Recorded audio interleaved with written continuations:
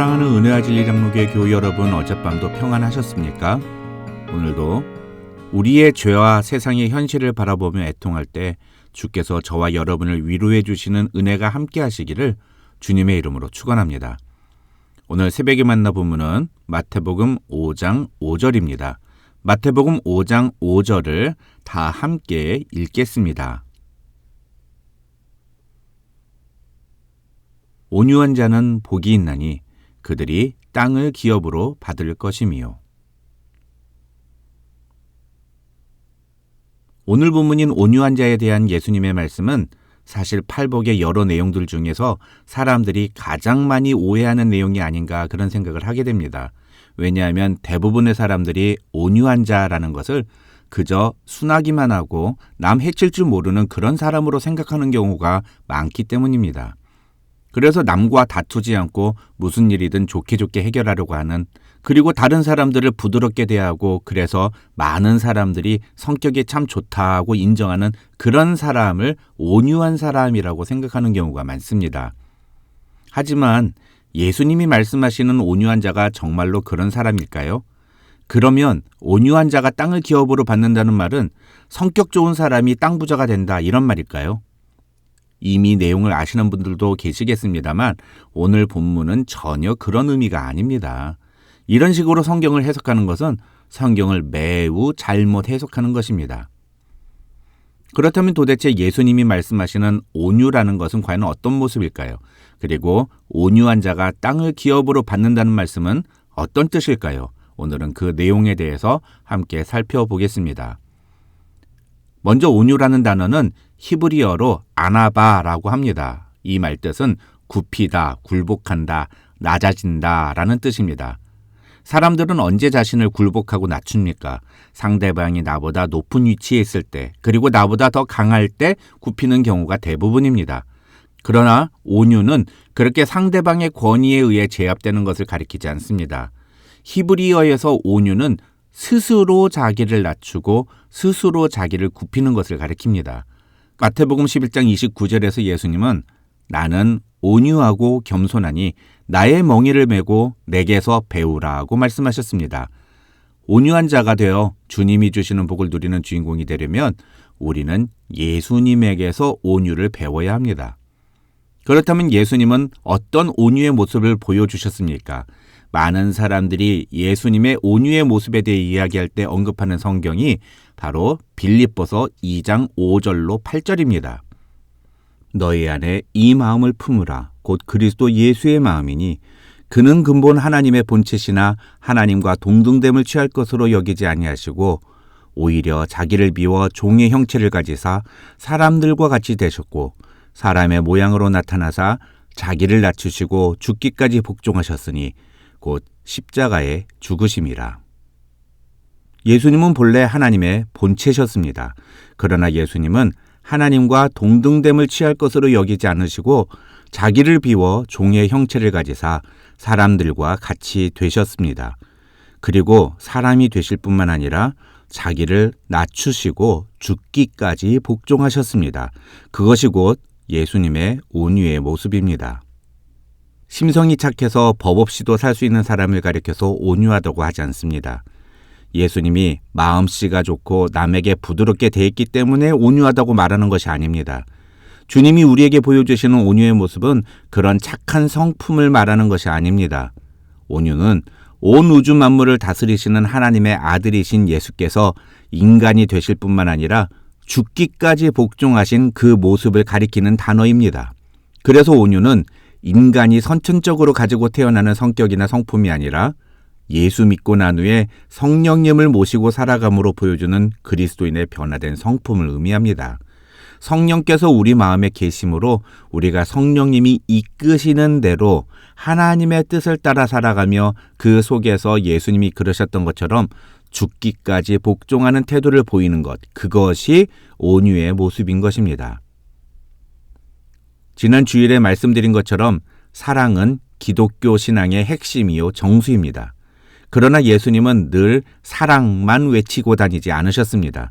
예수님은 외식하는 바리새인들을 향하여 이 독사의 자식들아 라고 말씀하셨습니다.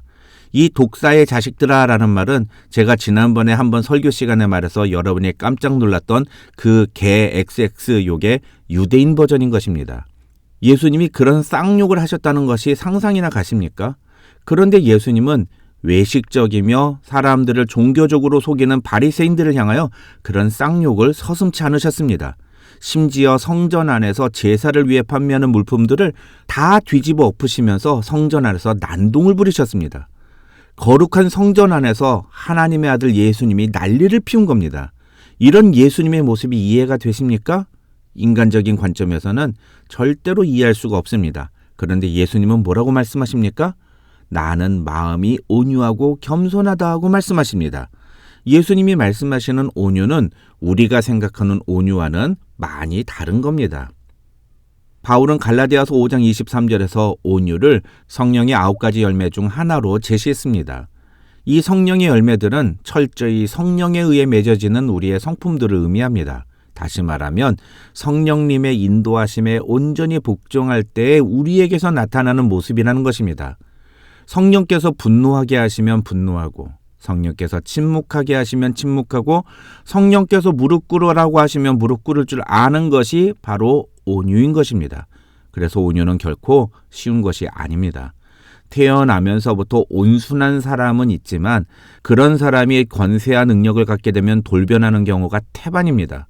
사람은 누구나 높은 위치에 있으면 대접을 받고 싶어하고 권세를 가지면 그것을 이용하고 싶어하기 때문입니다. 성경에서 말하는 온유한 사람은 바로 그런 위치가 되었을 때에도 그가 성령의 인도하심에 따라 행동하는가를 보고 판단할 수 있는 것입니다. 옥하는 목사님은 하나님을 하나님답게 인정해 드리는 태도를 보이는 것, 그것이 온유한 자의 모습이라고 설명했습니다. 조금 이해가 쉽지 않은데 쉽게 설명을 드리면 우리가 하나님께 기도하고 있었던 어떤 소원이나 기도의 제목이 응답되지 않았을 때 그때 우리가 하나님께 어떤 태도를 보이느냐, 그것이 하나님을 향한 우리의 온유의 마음을 보여준다는 것입니다. 하나님께 온유하지 않은 자는 마치 하나님은 당연히 내 기도에 응답하셔야 하는 것처럼 생각하고, 그래서 내 기도에 응답하지 않으시는 하나님께 원망하고 불평하고 분노하는 모습을 보인다는 겁니다. 또 어떤 사람은 정반대로 하나님께 실망하고 삐지고, 그래서 자신이 하나님을 거부하는 그런 태도를 보이기도 합니다. 그것도 하나님께 온유하지 못한 자의 태도라고 할 수 있습니다. 그러나 하나님께 온유한 자는 하나님이 나의 간구에 응답하시지 않더라도, 내가 도저히 이해할 수 없는 일들이 내게 일어난다 하더라도 그 상황에서도 하나님의 주권을 인정하며 하나님을 신뢰하며, 그래서 그 순간 하나님 앞에 더 나아가 간절히 하나님의 도우심과 긍휼하심을 간구하는 모습을 보인다는 것입니다. 둘째로 우리는 다른 사람들에 대해서도 온유한 태도를 보여주어야 합니다. 그러나 앞서 말씀드린 것처럼 다른 사람에게 온유한 모습을 보이는 것은 절대로 부드럽게 대하라, 모든 것을 수용하라, 이런 말이 아닙니다. 학자들은 다른 사람들과의 관계에서의 온유는 항상 내가 더 높은 자리에 있거나 내가 더 많은 것을 가졌을 때를 상정해 놓고 이야기해야 한다고 말합니다. 왜냐하면 힘이 없는 사람이 온유한 것은 온유가 아니라 유약한 것이기 때문입니다. 서두에 말씀드린 것처럼 권위에 의해 굴복하는 것은 절대로 온유가 아닙니다. 예수님이 말씀하시는 온유의 모습을 잘 보여주는 것이 바로 마태복음 12장 20절입니다. 여기 보면 예수님은 선지자 이사야가 예언한 메시아의 모습을 말씀하시면서 그는 상한 갈대를 꺾지 않으며 꺼져가는 심지를 끄지 아니하기를 심판하여 이길 때까지 하신다고 말씀합니다. 상한 갈대를 꺾거나 꺼져가는 심지를 끄는 것은 누구나 할 수 있는 일입니다. 해도 되는 일이라는 것입니다. 그런데 그렇게 당연히 그 위치에 있으면 해도 되는 일인데 하지 않는 것, 그것이 바로 온유의 모습이라는 것입니다. 결론적으로 온유란 성령께서 우리의 마음에서 전 인격의 변화를 일으켜서 나타나는 결과입니다.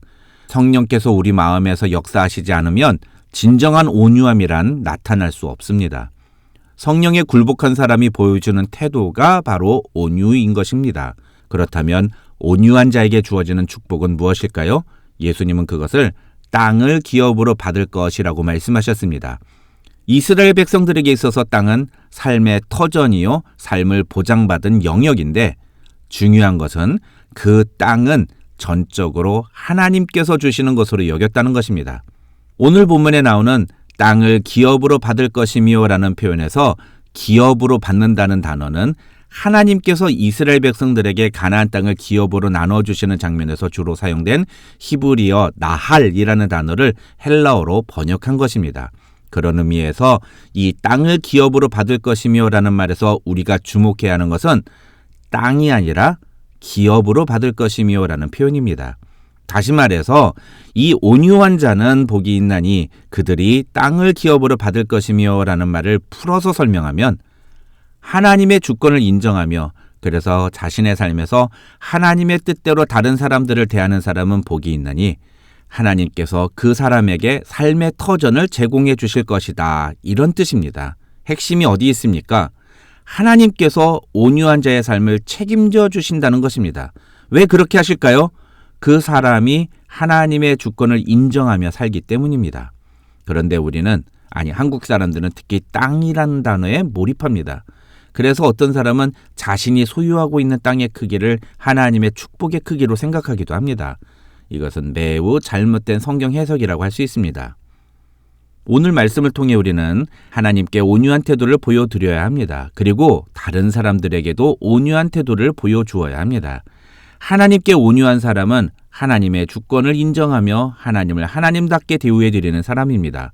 다른 사람들에게 온유한 사람은 스스로 권리를 포기하고 죽기까지 성령의 인도하심을 따라 하나님의 뜻대로 다른 사람들을 대하는 사람입니다. 하나님은 그런 사람들의 삶을 반드시 책임져 주신다고 약속하시는 것입니다. 저와 여러분 모두 이렇게 하나님을 인정함으로 하나님이 책임져 주시는 놀라운 축복의 주인공들이 되시기를 주님의 이름으로 축원합니다.